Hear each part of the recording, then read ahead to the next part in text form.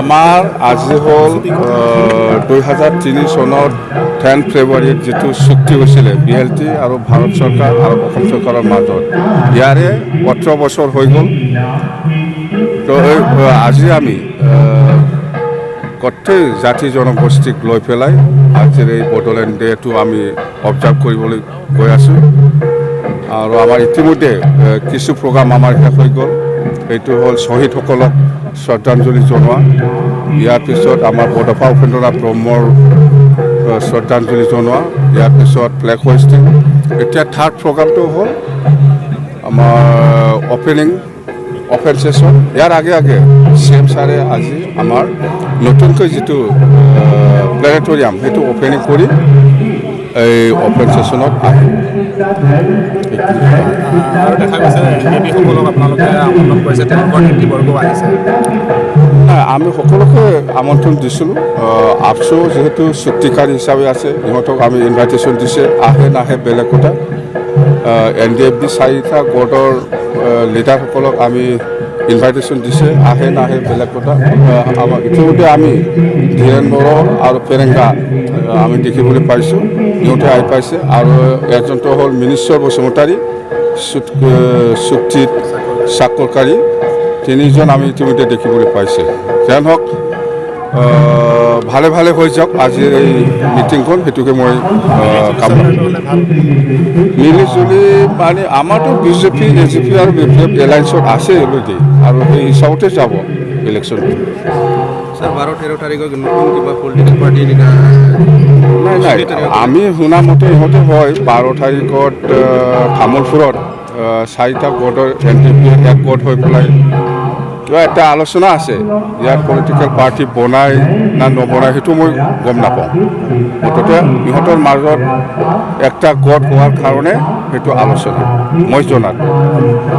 কেনেকৈ এক গোট হ'ব পাৰে 4টা গোটে, ইয়াৰ ওপৰতহে আলোচনা বুলি মই গম পাইছোঁ। চাৰেণ্ডাৰ আলপা নহয়, তাৰমানে BTC অঞ্চলত শ্বহীদ হোৱা আলপা শ্বহীদ ইহঁতক আমি 1 লাখ কৰি দিম।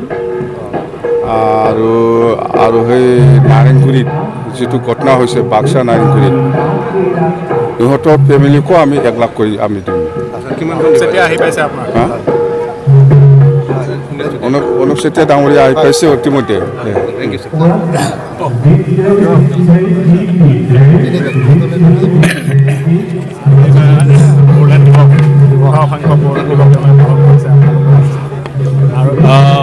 বড়োলেণ্ড দিৱস উপলক্ষে আজি এইবাৰ প্ৰথম আমাৰ আগমন।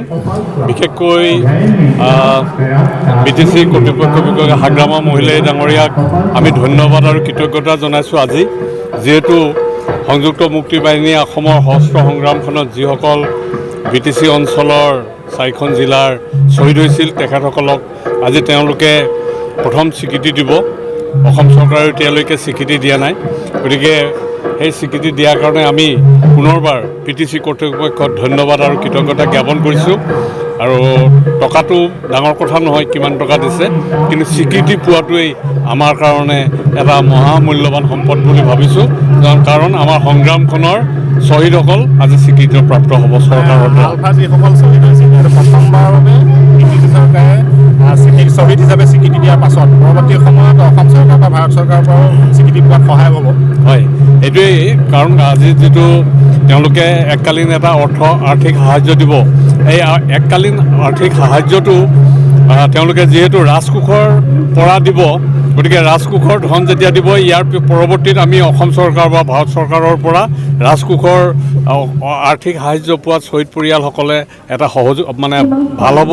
আৰু আমি আশা কৰিছোঁ যে BTC চৰকাৰে যিদৰে আমাক শ্বহীদসকলক স্বীকৃতি দি সহযোগিতা কৰিছে, ঠিক তেনেদৰেই অসম চৰকাৰে আৰু ভাৰত চৰকাৰে আগন্তুক দিনত আমাৰ শ্বহীদসকলক স্বীকৃতি দি আৰ্থিক সাহায্য প্ৰদান কৰিব। কিমানমান সদস্য আপোনালোকক আজি সাহায্য দিব? আজি 286 জনক 1 লাখ টকাকৈ এককালীন সাহায্য দিব, মুঠতে 2 কোটি 86 লাখ টকা। টকাটো ডাঙৰ কথা নহয়, কিন্তু স্বীকৃতিটোৱে আমাৰ কথা ডাঙৰ কাৰণে।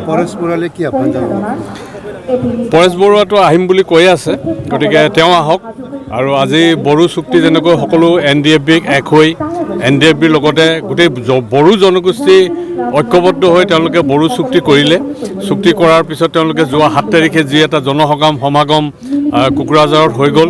গতিকে তেনে এটা পৰিৱেশ যাতে অসমতো সৃষ্টি হয়, আমি পৰেশ বৰুৱাকো আহ্বান জনাইছোঁ, আহক আমি সংযুক্ত মুক্তি বাহিনী হিচাপে আমি পূৰ্বে যিসকল আলোচনা প্ৰক্ৰিয়াত আছোঁ তাৰ লগতে তেওঁ আহক, একেলগতে আমি আমাৰ দাবী লৈ পেলাই ভাৰত চৰকাৰৰ লগত আলোচনা কৰোঁ আৰু আমি অসমতো এনে এটা পৰিৱেশ ঐক্যবদ্ধভাৱে যাতে গঢ়ি তুলিব পাৰোঁ, তাৰ বাবে আমি বিশেষকৈ অসমৰ যিসকল জাতীয় সংগঠন আছে, অসম ছাত্ৰ সন্থা সাহিত্য বা যুৱ ছাত্ৰ পৰিষদকে আদি কৰি যিমানবিলাক জাতীয় সংগঠন আৰু জনগোষ্ঠীয় সংগঠন আছে তেওঁলোককো আহ্বান জনাইছোঁ, তেওঁলোকেও উদ্যোগ গ্ৰহণ কৰক যাতে সংযুক্ত মুক্তি বাহিনী স্বাধীন হোৱা আলোচনা প্ৰক্ৰিয়ালৈ আহে আৰু ভাৰত চৰকাৰ আৰু অসম চৰকাৰেও তেওঁক অনাৰ ক্ষেত্ৰত বিশেষ অগ্ৰাধিকাৰ দিয়ে, তাৰ বাবে সকলোৰে প্ৰতি যাতে পদক্ষেপ গ্ৰহণ কৰে তাৰ বাবে আহ্বান জনাইছোঁ। BTC ইলেকশ্যন আহি আছে, আলপাই কেনেকৈ অংশগ্ৰহণ কৰিব, কাক ছাপোৰ্ট কৰিব BTC ইলেকশ্যনত? না